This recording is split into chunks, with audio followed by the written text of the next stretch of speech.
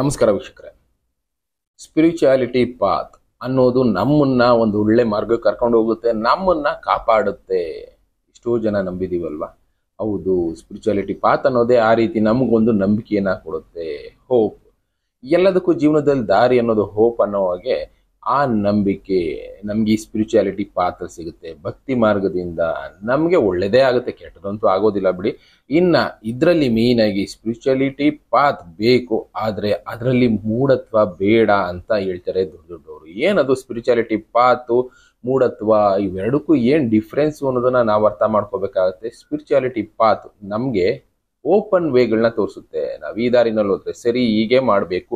ಒಂದು ಎಕ್ಸಾಂಪಲ್, ಸುಮ್ಮನೆ ನಾವು ಗೂಗಲ್ಗೆ ಹೋಗಿ ಹುಡುಕಿದ್ರು ಅಷ್ಟೇ, ಎಲ್ಲೋಗಿ ಯಾರ ಹತ್ರ ಮಾತಾಡಿದ್ರು ಅಷ್ಟೇ, ಅವ್ರು ಹೇಳೋದು ಒಬ್ರು ಗುರುಗಳನ್ನ ಕನ್ಸಲ್ಟ್ ಮಾಡಿ, ಗುರುಗಳಾದವರು ನಿಮ್ಗೆ ದಾರಿ ತೋರಿಸ್ತಾರೆ.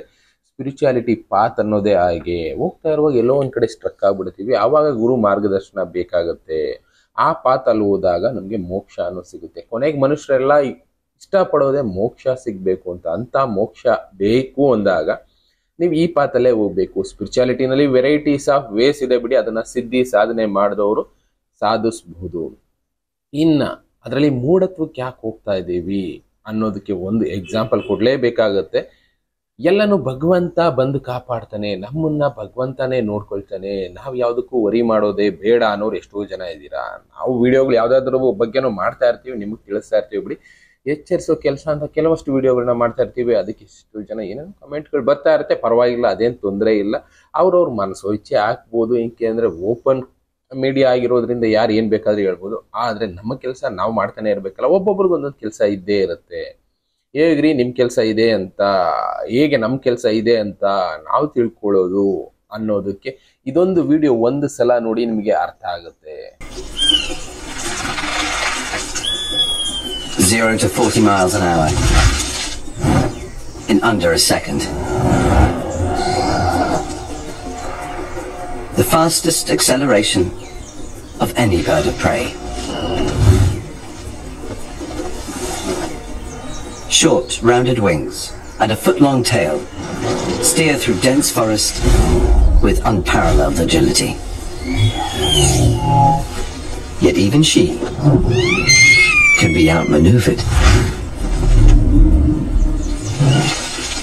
Other, much smaller creatures here possess astonishing abilities that can defeat the phantom of the forest. With specialized eyesight adapted to low light, the chickadee is first to spot the airborne threat.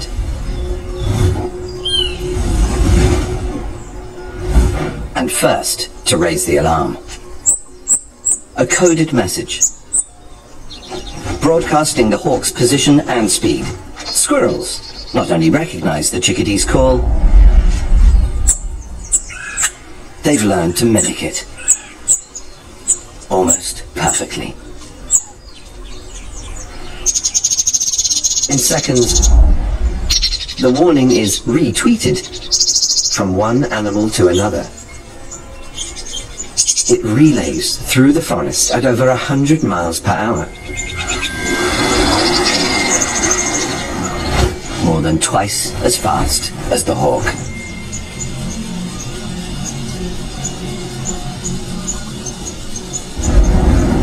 Message received, loud and clear.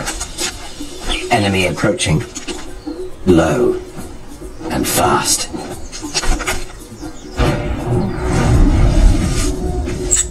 When the little guys look out for each other, it keeps them one step ahead.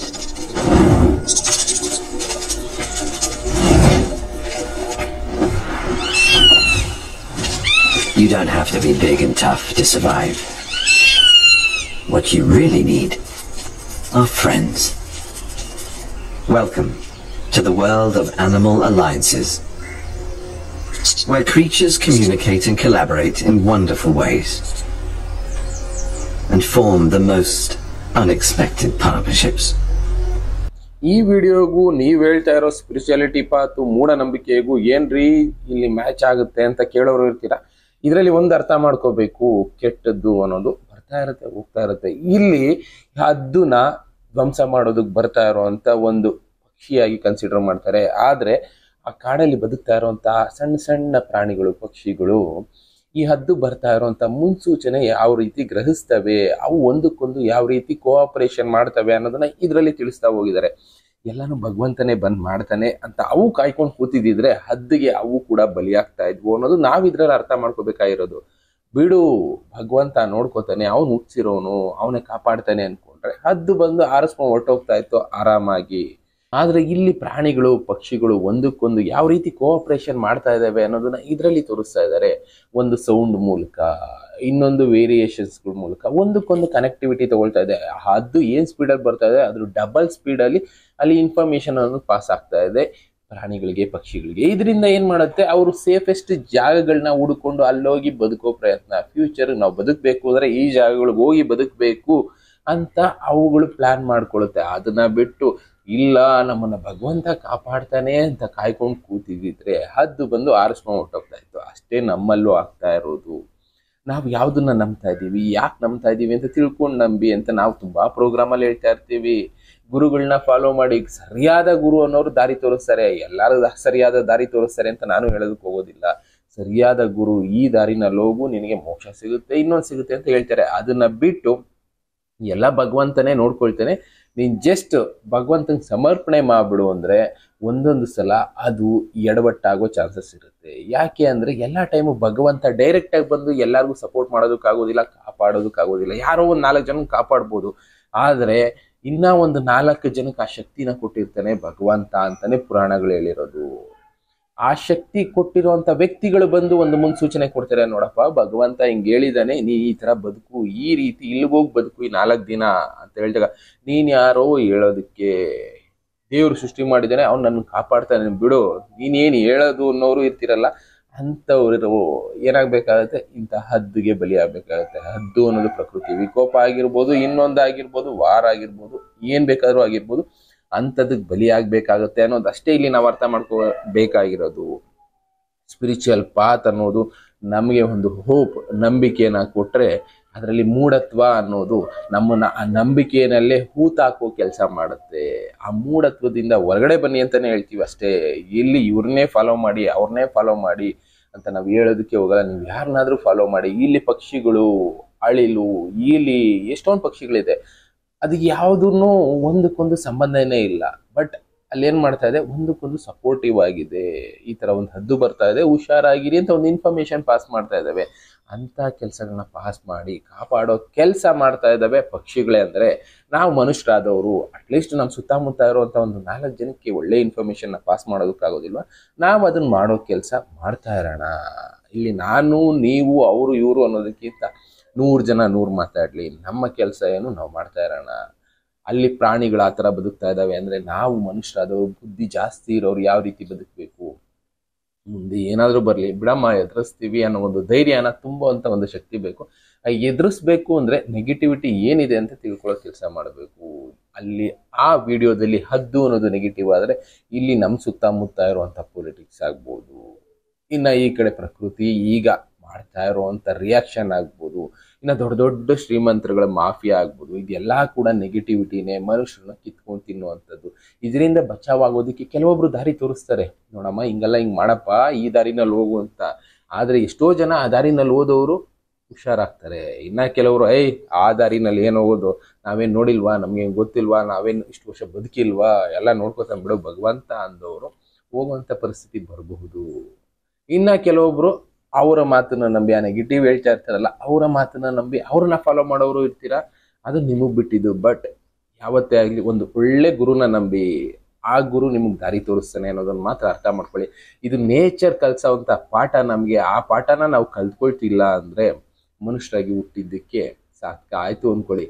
ಇನ್ನ ಉಳಿದಿದ್ದು ನಿಮಗ್ ಬಿಟ್ಟಿದ್ದು spirituality path ಬೇಕು, ಯಾವ ಮಟ್ಟಕ್ಕೆ ಬೇಕು, ಎಲ್ಲಿ ತನಕ ಬೇಕು ಅನ್ನೋದನ್ನ ಅರ್ಥ ಮಾಡ್ಕೊಂಡು ಫಾಲೋ ಮಾಡಿ ಅಷ್ಟೇ. ಅದನ್ನ ಬಿಟ್ಟು ನಾವು ಮೂಢತ್ವದಿಂದ ಹೇಗೆ ಹೊರಗಡೆ ಬರಬೇಕು, ನಾವು ಯಾವುದು ಸರಿ ಅನ್ನೋದನ್ನ ಅರ್ಥ ಮಾಡ್ಕೋಬೇಕು ಅನ್ನೋದು ನಮ್ಮ ಪ್ರಜ್ಞೆಗೆ ಬಿಟ್ಟಿದ್ದು. ಅದನ್ನ ಅರ್ಥ ಮಾಡ್ಕೊಳ್ಳೋ ಕೆಲಸ ಮಾಡಿ. ಇಲ್ಲ ಅಂದ್ರೆ ಯಾವ್ದಾದ್ರು ಸರಿಯಾದ ಗುರುನ ಹಿಡ್ಕೊಳ್ಳಿ, ಆ ಗುರು ಆದವರು ದಾರಿ ತೋರಿಸೋ ಕೆಲಸ ಮಾಡ್ತಾರೆ. ಸರಿಯಾದ ಗುರು ಅಂತ ಹೇಳ್ತಾ ಇದೀನಿ, ಸಿಕ್ಕವ್ರನ್ನೆಲ್ಲ ಗುರು ಅಂತ ಒಪ್ಕೊಳ್ಳೋಕೆ ಹೋಗ್ಬೇಡಿ. ಸರಿಯಾದ ಗುರುನ ಹಿಡ್ಕೊಳ್ಳಿ, ಅವರು ನಿಮ್ಗೆ ಸರಿಯಾದ ದಾರಿನ ತೋರಿಸ್ತಾರೆ. ಬದುಕು ದಾರಿನೂ ಕೂಡ ತೋರಿಸ್ಕೊಳ್ತಾ ಹೋಗ್ತಾರೆ. ಮುಂದೆ ಏನೇ ಕಷ್ಟ ಬಂದರೂ ಎದುರಿಸುವಂಥ ಒಂದು ಶಕ್ತಿನ ನಿಮ್ಮಲ್ಲಿ ತುಂಬ್ತಾ ಹೋಗ್ತಾರೆ. ಅಂಥ ಶಕ್ತಿ ಇತ್ತು ಅಂದರೆ ಬಿಡಿ, ಎಲ್ಲಾದರೂ ಸರಿ ಪ್ರಪಂಚದಲ್ಲಿ ಬದುಕ್ತೀನಿ ಅನ್ನೋ ಒಂದು ಕೆಪಾಸಿಟಿ ಬಂದ್ಬಿಡುತ್ತೆ. ಅಷ್ಟು ಬಂದರೆ ಸಾಕು, ಪ್ರಕೃತಿ ನಮಗೆ ಸಪೋರ್ಟಿವ್ ಆಗಿದ್ದೇ ಇರುತ್ತೆ ಅನ್ನೋದನ್ನ ಅರ್ಥ ಮಾಡ್ಕೊಳ್ಳೋಣ. ಸ್ಪಿರಿಚುಯಾಲಿಟಿ, ಮೂಢತ್ವಕ್ಕೆ ಇಲ್ಲಿ ಡಿಫ್ರೆನ್ಸ್ ಅನ್ನೋದನ್ನ ನಾನು ಸಿಂಪಲ್ ಆಗಿ ಹೇಳಿದ್ದೀನಿ ಅಂದ್ಕೊಳ್ತೀನಿ. ಎಲ್ಲರಿಗಿಂತ ಗೊತ್ತಿರೋ ದೊಡ್ಡ ಮಟ್ಟಕ್ಕೆ ನನಗೇನು ಗೊತ್ತಿದೆ ಅಂತಲ್ಲ, ಬಟ್ ನನಗೆ ಗೊತ್ತಾಗೋ ಮಟ್ಟಿಗೆ ನನಗೆ ಎಷ್ಟೋ ಜನ ವಿಡಿಯೋಗಳು ಕಳಿಸ್ತಾ ಇರ್ತಾರೆ ಅನ್ನಲ್ಲ, ಅದರಲ್ಲಿರೋ ವಿಷಯಗಳನ್ನ ತಿಳ್ಕೊಳ್ಳಿ ಅಂತ ಹೇಳ್ತಾ ಇರ್ತಾರೆ, ಡಿಸ್ಕಸ್ ಮಾಡ್ತಾ ಇರ್ತಾರೆ. ಅದರಲ್ಲಿ ಇದು ಕೂಡ ಒಂದು ಸ್ಪಿರಿಚುಯಾಲಿಟಿ ಹೆಸರಲ್ಲಿ ಮೂಢತ್ವಕ್ಕೆ ಹೋಗ್ತಾ ಇದ್ದಾರೆ. ಪ್ಲಸ್ ಯಾರೋ ಒಂದು 4 ಜನ ನೆಗೆಟಿವ್ ಆಗಿ ಮಾತಾಡೋದ್ರಿಂದ ಅವ್ರು ಹೇಳ್ತಾ ಇರೋದೇ ಸರಿ ಇರ್ಬೋದೇನೋ ಅಂತ ಅವ್ರನ್ನ ಫಾಲೋ ಮಾಡೋರು ಇರ್ತೀರ. ಒಂದು ಸಲ ಯೋಚನೆ ಮಾಡಿ, ನಿಮ್ಮ ಅಭಿಪ್ರಾಯ ನಿಮಗೆ ಬಿಟ್ಟಿದ್ದು, ಇದೇ ಸರಿ ಇದೇ ತಪ್ಪು ಅಂತ ನಾವು ಯಾರಿಗೂ ಹೇಳೋದಕ್ಕಾಗೋದಿಲ್ಲ.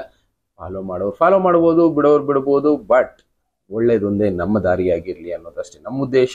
ಇನ್ನು ಬೇರೆ ಬೇರೆ ಇನ್ಫಾರ್ಮೇಷನ್ಗಳನ್ನ ನಾನು ಕೊಡ್ತಾ ಇರ್ತೀನಿ. ಥ್ಯಾಂಕ್ ಯು, ಮತ್ತೆ ಸಿಗ್ತೀನಿ. Good bye.